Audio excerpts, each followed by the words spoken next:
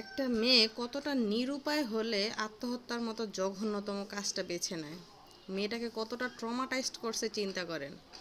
আমরা সাধারণত বিয়ের পরে স্বামীর বাড়ির যত রকমের ঝামেলা তার 80%ও মানে আমরা কাউকে বলি না।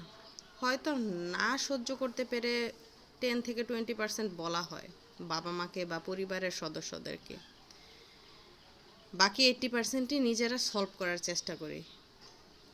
আর সেই রকম একটা এডুকেটেড মেয়ে যে কিনা প্রায় 15 থেকে 16 বছর তার সাথে কানেক্টেড, হাজব্যান্ডের সাথে, তাদের সংসার, এবং তার একটা কিউট এরকম একটা বাচ্চা আছে, সে কতটা প্রেশার নিয়েছে আপনি চিন্তা করেন। ওই ছেলেটা, তার হাজব্যান্ড আলভি, তাকে কতটা ট্রমাটাইজড করেছে জাস্ট চিন্তা করা যায়।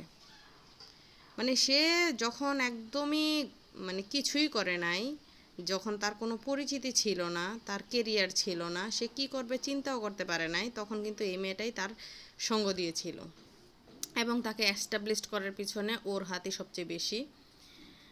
সেই পুরুষটাই প্রায় 15 থেকে 16 বছর পরে এসে বলে যে তার আর ভালো লাগে না, তার সাথে সে সংসার করতে চায় না, ইগনোর করে, অন্য নারীতে আসক্ত হয়। মানে কতটা জঘন্য মেন্টালিটির চিন্তা করেন।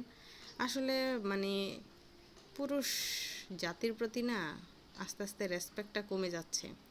চারিদিকে যেভাবে ধর্ষণ, পরকীয়ার মতো অকারেন্সগুলো তারা ঘটাচ্ছে, সমাজের 20% ছেলেও যদি ভালো হয়, ঠিক আছে, 80%ই আপনি দেখবেন যে খারাপ।